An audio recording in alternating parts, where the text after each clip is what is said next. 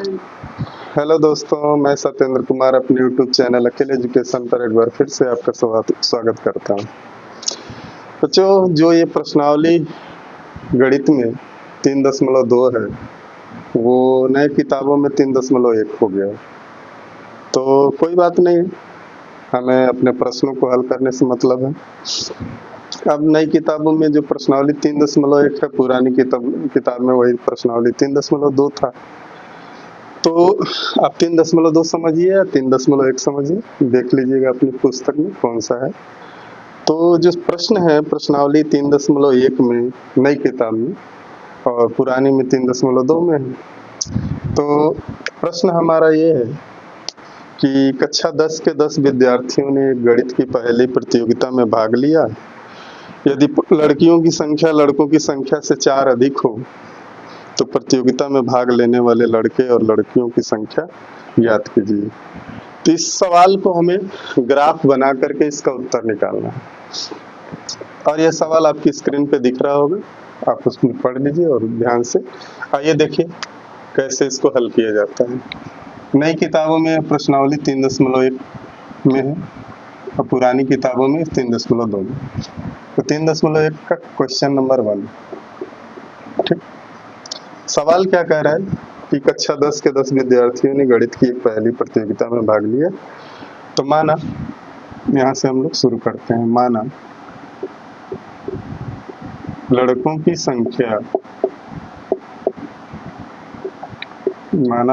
की संख्या x तथा लड़कियों की संख्या y है। लड़कियों की संख्या y है, ये हमने मान लिया, ठीक। अब ये कह रहा है पहली शर्त में कि कक्षा 10 के 10 विद्यार्थी, यानी कुल विद्यार्थी कितने हैं, लिख लेंगे। कुल विद्यार्थी बराबर है 10, माने विद्यार्थियों की टोटल संख्या कितनी है, 10 है। और लड़कों की संख्या x है और लड़कियों की संख्या y है। तो पहली शर्त के अनुसार क्या हो जाएगा कि x प्लस y बराबर 10। ये बन जाएगा अपना समीकरण नंबर 1। कैसे बना? लड़कों की संख्या x है, लड़कियों की संख्या y है, और कुल मिलाकर दोनों को जोड़ने पर कितना आना चाहिए, 10। तो अपना पहला समीकरण बन गया। अब आते हैं दूसरी शर्त में। दूसरी शर्त में ये कह रहा है कि लड़कियों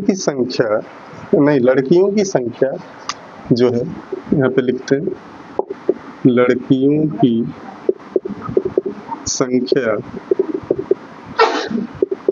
की जो संख्या है वो लड़कों की संख्या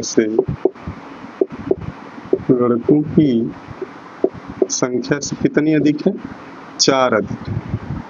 लड़कों की संख्या से 4 अधिक है। और लड़कियों की संख्या हमने क्या माना है, y बराबर लड़कों की संख्या क्या माना गया है, x, और ये 4 अधिक। ये आपका बन गया समीकरण नंबर 2। ये इसका हो गया बीजगणितीय रूप। अब इसका ज्यामितीय रूप यानी ग्राफीय रूप निकालने के लिए हम क्या करेंगे, ग्राफीय रूप निकालने के लिए बच्चों समीकरण 1 से हम निर्देशांक ज्ञात कर लेते हैं। समीकरण 1 से निर्देशांक ज्ञात करेंगे जो कि है x प्लस y बराबर 10। y बराबर हो जाएगा 10 माइनस x, इसको पक्षांतर कर लिया। अब हम एक यहाँ पे बॉक्स बना लेते हैं, बॉक्स जिसमें हम निर्देशांकों को निकालते समय लिखेंगे। यहाँ x लिख लेते हैं और y लिख लेते हैं। अब मान लीजिए x का मान हम यदि 2 रखते हैं तो 10 में से 2 घटेगा, y का मान 8 आ जाएगा। x का मान 4 रखते हैं, 4, तो 10 में से 4 घटेगा, 6 आ जाएगा। यदि x का मान हम 6 रखते हैं तो 10 में से 6 घटेगा, y का मान 4 आ जाएगा। तो इस तरह से अपना जो समीकरण 1 का निर्देशांक आ गया, लिख देंगे समीकरण 1 के निर्देशांक क्या है? पहले x अक्ष को लिखते हैं, फिर y अक्ष को। निर्देशांक लिखते समय छोटे कोष्ठ का प्रयोग करते हैं। 2, 8, 4, 6 और 6, 4। ठीक, ये हो गया समीकरण 1 का निर्देशांक। अब समीकरण 2 से आते हैं। समीकरण 2 से, समीकरण 2 क्या है? y बराबर 10 माइनस x, नहीं, y बराबर x प्लस 4, y बराबर x प्लस 4। यहाँ भी एक बॉक्स बना लिया जी। यहाँ भी कम से कम 3 निर्देशांक निकालते हैं, x और y। अब देखिए x का मान यदि हम 2 रखें तो 4 2 y का मान 6 हो जाएगा। x का मान यदि हम 3 रखते हैं तो 4 3 ये 7 हो जाएगा। x का मान 1 भी रख सकते हैं, 1 रखें तो 4 5 हो जाएगा। तो समीकरण 2 के निर्देशांक आ गए। समीकरण 2 के निर्देशांक, समीकरण 2 के निर्देशांक क्या है? 2, 6, 3, 7 और 1, 5। ये निकल गया अपना निर्देशांक। अब इसका ग्राफीय रूप तो मैंने पहले बताया है बच्चों, पहले वीडियो में, कि ग्राफ बनाते समय आप ग्राफ कॉपी का इस्तेमाल करेंगे। मैं आपको व्हाइट बोर्ड पे बना के दिखा रहा हूँ, और आप जब भी बनाएंगे स्केल, इंच पटरी और पेंसिल की सहायता से बनाएंगे तो आपका ग्राफ अच्छा बनेगा। मैं आपको एक नमूना बस बना के दिखा रहा हूँ। ये अपना x अक्ष होता है, ये x डैश, और ऊपर से नीचे की तरफ ये y अक्ष होगी, ये नीचे y डैश होता है। ये जो दोनों x अक्ष और y अक्ष होता है, इसका मूल बिंदु होता है 0 0। अब अपना जो निर्देशांक ध्यान से देखने पे सबसे बड़ा अंक 8 आया है, ठीक, पहले में। तो कम से कम एक पैमाना जो होगा अपना, एक कॉलम बराबर 1 सेंटीमीटर मान लेंगे। 1 सेंटीमीटर, 2, 3, 4, 5, 6, 7 और 8 x अक्ष पे। उसी तरह से y अक्ष पे 1, 2। x अक्ष और y अक्ष पे जो बिंदु हम लगाएंगे बिल्कुल बराबर दूरी पे होना चाहिए। पहली बार 3, 4, 5, 6, 7 और 8। यहाँ पे लिख लेंगे निर्देशांक 1, 2, 3, 4, 5, 6, 7, 8। यहाँ भी लिख लेंगे 1, 2, 3, 4, 5, 6, 7, 8। ये बिंदुओं के निर्देशांक है। अब अपना समीकरण 1 के निर्देशांकों को देखते हैं। समीकरण 1 का निर्देशांक है 2, 8, x अक्ष पर 2 और y अक्ष पे 8। ये पहला बिंदु मिल गया। यहाँ पे लिख लेंगे हम कौन से बिंदु का निर्देशांक है 2, 8। दूसरा बिंदु है 4, 6, 4 x अक्ष पे और 6 y अक्ष पे। ये अपना दूसरा बिंदु मिल रहा है, इसको लिख देंगे 4, 6। तीसरा बिंदु है 6, 4, x अक्ष पे 6 और y अक्ष पे 4। लगभग ये बिंदु आएगा इसकी सीध में। तो यहाँ हो गया 6, 6। और आप इस तरह बिंदु लगाने के बाद इस तीनों बिंदुओं को सीधा इंच पटरी की सहायता से मिलाएंगे, ठीक। तो ये अपना समीकरण 1 का हो गया। कौन से समीकरण का? समीकरण 1 का ये रेखा मिल गया। अब समीकरण 2 से, समीकरण 2 का निर्देशांक है 2, 6। 2 x अक्ष पे और 6 y अक्ष पे। ये आपका लगभग थोड़ी और दूरी पे मिलेगा। 2 और 6 लिख लेंगे।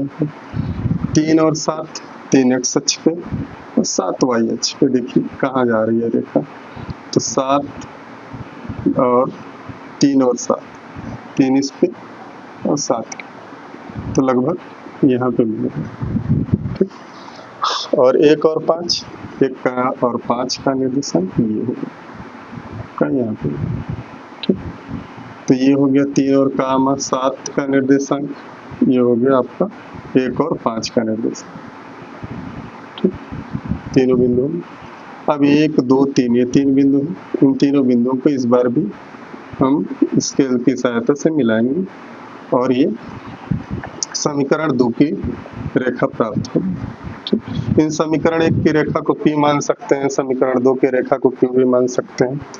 अब हमें इसका उत्तर बताना है, तो इसका उत्तर क्या होगा कि लड़कियों की संख्या कितनी होगी और लड़कों की संख्या कितनी होगी। तो जहाँ जो दोनों रेखाओं का प्रतिच्छेद बिंदु है, ये देखिए इस तरह से, और लगभग ये इस तरह से इस पे आएगा। तो जो x वाली रेखा है, ये जो प्रतिच्छेद बिंदु है, इसका यदि हम निर्देशांक निकालें तो x की वैल्यू आ रही है 3, x बराबर 3 और y बराबर क्या हो रहा है 7, y बराबर 7 हो जा रहा है। तो ये अपने प्रश्न का उत्तर, ये आंसर आ गया कि लड़कों की संख्या 3 है और लड़कियों की संख्या 7। ठीक, तो क्योंकि यहाँ भी कहा था लड़कियों की संख्या लड़कों की संख्या से 4 अधिक है, तो अपना उत्तर आ गया। ये पहला क्वेश्चन हो गया, आप इस क्वेश्चन को नोट कर लीजिए या स्क्रीनशॉट ले लीजिए। ठीक, तो अब आइए देखते हैं, अब अगले क्वेश्चन की तरफ चलते हैं। हाँ तो बच्चों, यह क्वेश्चन नंबर 2 जो आपकी स्क्रीन पे दिख रहा है कि 5 पेंसिल और 7 कलम का मूल्य 50 रुपये है, जबकि 7 पेंसिल तथा 5 कलम का मूल्य 46 रुपये है। एक पेंसिल का मूल्य तथा एक कलम का मूल्य ज्ञात कीजिए। तो आइए इसको हल करते हैं। देखिए ध्यान से पूरे वीडियो को लास्ट तक देखिएगा और सवाल को अच्छे से ध्यान से समझने की कोशिश करिए। बहुत आसान सा सवाल है, हल हो जाएगा। इसको हल करने के लिए सबसे पहले हम मानते हैं, माना एक पेंसिल का मूल्य x रुपया है तथा एक कलम का मूल्य y रुपये है। अब पहली शर्त में ये कह रहा है, क्वेश्चन में देख सकते हैं कि 5 पेंसिल और 7 कलम का मूल्य 50 रुपये है। 5 पेंसिल का मूल्य कितना होगा, ये सोचना है। जब एक पेंसिल का मूल्य x रुपया है तो 5 पेंसिल का मूल्य हो जाएगा 5x, और जब एक कलम का मूल्य y रुपया है तो उसने 7 कलम खरीदा है तो 7 कलम का मूल्य हो जाएगा 7y। और ये दोनों मूल्य जोड़ने के बाद कितना हो रहा है 50 रुपया। 5 पेंसिल तथा 7 कलम का मूल्य हो रहा है 50 रुपये। तो यहाँ पे समीकरण 1 बनेगा आपका 5x धन 7y बराबर 50। ये आपका समीकरण नंबर 1 बन गया। उसी तरह से दूसरी शर्त में ये है, इस बार उसने 7 पेंसिल खरीदे, तो एक पेंसिल का मूल्य x रुपये, तो 7 पेंसिल का मूल्य कितना होगा 7x होगा। और इस बार कलम कितनी है 5 कलम का मूल्य, एक कलम का मूल्य y रुपये, तो 5 कलम का मूल्य हो जाएगा 5y। और इन दोनों को जोड़ने पर 7x धन 5y बराबर हो जाएगा, कुल मूल्य कितना है 46 रुपये। तो बन गया आपका समीकरण नंबर 2। बच्चों यह जो है, यह समीकरण 1 और समीकरण 2 दोनों मिला दिए तो ये हो गया बीजगणितीय रूप। अब इसका ज्यामितीय रूप कहें या ग्राफीय रूप कहें, तो आइए अब ग्राफीय रूप निकालते हैं। ग्राफीय रूप कैसे निकलेगा, तो इसमें समीकरण 1 का इस्तेमाल पहले करेंगे, समीकरण 1 से। ठीक, समीकरण 1 क्या है कि 5x धन 7y बराबर 50। 5x धन 7y बराबर 50। इसमें क्या करते हैं, x को पक्षांतर कर लेते हैं, 7y बराबर 50 माइनस 5x। ठीक, तो y बराबर क्या हो जाएगा 50 माइनस 5x बटे 7। अब आइए एक बॉक्स बनाते हैं छोटा सा, और इसमें हम कम से कम दो निर्देशांक निकालते हैं, x और y लिख लेते हैं। अब x का मान यदि हम देखिए 10 रखते हैं, ऐसा मान रखिए कि विभाजित हो जाए, हल हो जाए, ऐसा ना रख दें कि विभाजित ही ना हो पाए, हल ही ना हो पाए। तो x का मान यदि हम 10 रखते हैं इसमें और इसको हल करेंगे, x के जगह पे 10 रखेंगे तो 5 गुणे 10 50 हो जाएगा। 50 में से 50 घटेगा तो 0 आएगा, 0/7, 7 से 0 में भाग देंगे तो y का मान आ जाएगा 0। इसको आप रख के अलग से हल कर सकते हैं। उसी तरह से यदि x का मान हम अब 3 रखते हैं, x का मान 3 रखते हैं तो 5 तिहाई 15 होगा और 50 में से 15 घटेगा तो 35 आएगा और 7×5 35, y का मान आ जाएगा आपका 5। तो देखिए समीकरण जो 1 के निर्देशांक आ गए, लिख देंगे समीकरण 1 के निर्देशांक। समीकरण 1 के निर्देशांक क्या है? 10, 0, 3, 5। ठीक, अब आते हैं समीकरण 2 से। समीकरण 2 से, समीकरण 2 क्या है आपका? 7x धन 5y बराबर 46। 7x धन 5y बराबर 46 है। अब यहाँ पे वही चीज जो समीकरण 1 में जैसे किया गया है, 7 को पक्षांतर कर लेते हैं, 5y बराबर 46 माइनस 7x हो जाएगा। y बराबर आ जाएगा 46 माइनस 7x बटे 5। यहाँ भी एक बॉक्स बना लेते हैं और कम से कम दो मान निर्देशांक अवश्य निकालते हैं। ठीक, अब x का मान यदि हम मान लीजिए -2 रखते हैं, ठीक, x का मान -2 रखेंगे तो 7 दूना 14 हो जाएगा, प्लस 14 होगा, क्योंकि -2 रखा गया, माइनस माइनस प्लस हो जाएगा, 7 दूना 14।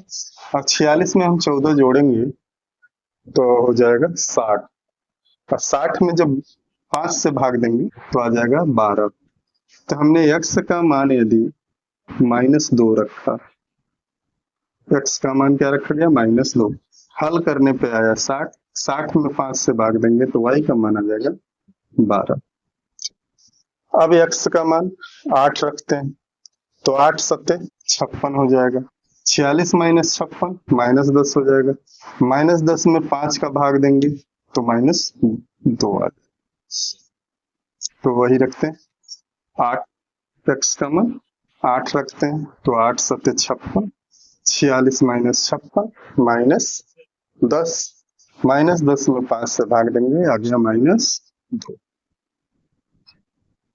अब देखिए यहाँ पे 46 और 56, फिर से एक बार देख लेते हैं, चेक कर लेते हैं सही है कि नहीं। x का मान -2 रखा गया, माइनस माइनस प्लस हो जाएगा, 7 दूना 14 हो जाएगा, और 46 में 14 जोड़ने पे आ जाएगा 60, 60 में 5 से भाग देंगे। x का मान 8 रखें, 8 सत्ते 56, ऋण 56 हो, 46 में से 56 घटा तो -10 आया, और -10 में 5 से भाग देंगे तो आ जाएगा -2। तो समीकरण 2 के निर्देशांक, समीकरण 2 के निर्देशांक क्या आ गए? -2, 12 और 8, माइनस। अब बारी आती है ग्राफ बनाने की। जैसा कि मैंने पहले वीडियो में बनाया, आप ग्राफ पेपर पे इसको बनाइए पेंसिल से, इंच पटरी की सहायता से। मैं आपको बस एक आइडिया दे रहा हूँ, एक नमूना बना के दिखा रहा हूँ कैसे बने। ये x अक्ष होगा अपना, ये x टेस्ट मान लेते हैं, ये आपका y अक्ष हो, इसको ऊपर y नीचे y डैश मान लेते। ये जो वहाँ कटान बिंदु इसको मूल बिंदु मानते हैं। और देखिए जो अपना निर्देशांक है, सबसे बड़ा अंक 12 है, तो कम से कम 1-1 सेंटीमीटर पे 12 बिंदु, 1, 2, 3, 4, 5, 6, 7, 8, 9, 10, 11, 12, 13 भी कर सकते हैं, या 12 पे ही छोड़ सकते हैं। यहाँ पे लिख लेंगे 1, 2, 3, 4, 5, 6, 7, 8, 9, 10, 11, 12, 13। इधर की तरफ हम चलेंगे बराबर दूरी रहनी चाहिए, -1, -2, -3। यहाँ लिख लेंगे -1, -2, -3 ही रहने देते हैं, -4 भी कर सकते हैं, जितना आपका जगह हो लिख सकते हैं। अब ऊपर की तरफ धनात्मक होता है, दूरी बराबर होनी चाहिए, चाहे x अक्ष हो या y अक्ष। 1, 2, 3, 4, 5, 6, 7, 8, 9, 10, 11। यहाँ लिख लेंगे 1, 2, 3, 4, 5, 6, 7, 8, 9, 10, 11। ठीक। वाई एच पे नीचे की तरफ -1, -2, -3। यहाँ लिख लीजिए -1, -2, -3। ठीक, ये 0 है, यहाँ पे -1 लगा देते हैं। अब देखते हैं इसको कैसे क्या होगा। अब आते हैं समीकरण 1। समीकरण 1 में का जो निर्देशांक है 10, 0, x अक्ष पे 10 और y अक्ष पे 0। तो 10 x अक्ष पे और y अक्ष पे 0, तो यही बिंदु मिलेगा। इस बिंदु का निर्देशांक हो गया 10, 0। दूसरा बिंदु है 3 और 5, x अक्ष पे 3 और y अक्ष पे 5, लगभग यहाँ पे आएगा ये बिंदु। थोड़ा ध्यान से इसको जब ग्राफ में बनाएंगे तो बनाइए 3, 5। अब इन दोनों बिंदुओं को स्केल की सहायता से आप जब मिलाएंगे तो इस तरह की रेखा प्राप्त होगी। ये समीकरण 1 की रेखा है। ठीक, अब आते हैं समीकरण 2 की रेखा। देखिए -2 और 12 है, x अक्ष पर -2, देखिए यहाँ पे x अक्ष पे -2 और y अक्ष पे 12, जो कि हमने 11 तक लिखा है, इसको और बढ़ा लेते हैं, यहाँ हो जाएगा 12। तो -2 और 12 लगभग इस तरह से यहाँ एक बिंदु मिलेगा जिसका निर्देशांक हो जाएगा -2, 12 और x अक्ष पे 8, x अक्ष पे 8 और y अक्ष पे -2, लगभग ये आपका यहाँ एक बिंदु है। ठीक, x अक्ष पे 8 और y अक्ष पे -2, तो x अक्ष पे 8 और ये -2, लगभग आपका ये बिंदु हो गया, ये और ये 8 और -। अब क्या करना है, हमें इन दोनों बिंदुओं को स्केल की सहायता से या जैसे भी इच्छा हो आप इसको मिलाएंगे, जैसे आएगी जहां भी आएगी ये आप। अब इसका हमें उत्तर बताना था कि इसका आंसर क्या आएगा। तो इसके आंसर के लिए बच्चों हम जो रेखा का प्रतिच्छेदी बिंदु है उस पे हम देखेंगे क्या होता है।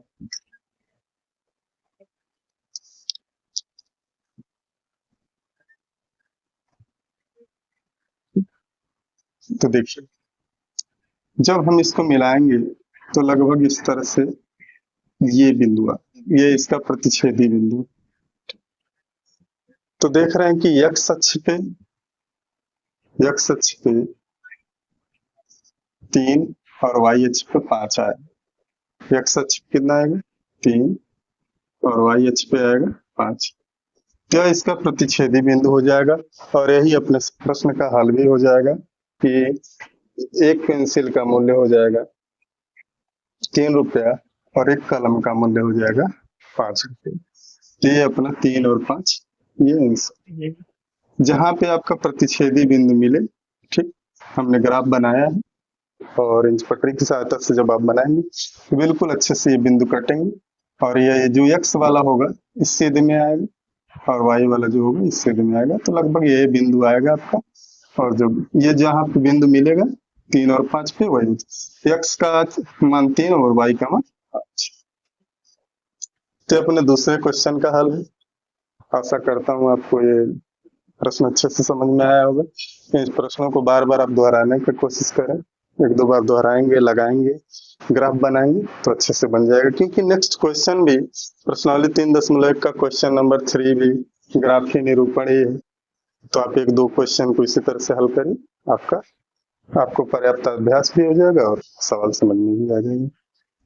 तो यदि ये वीडियो आपको अच्छी लगी हो तो प्लीज मेरे वीडियो को अधिक से अधिक लाइक करें अपने ग्रुप में शेयर करें, और कोई बात समझ में ना आई हो तो मुझे कमेंट जरूर करें, और प्लीज मेरे चैनल को सब्सक्राइब करना ना भूलें। मिलते हैं नेक्स्ट वीडियो में अगले क्वेश्चन को लेकर, तब तक के लिए जय हिंद।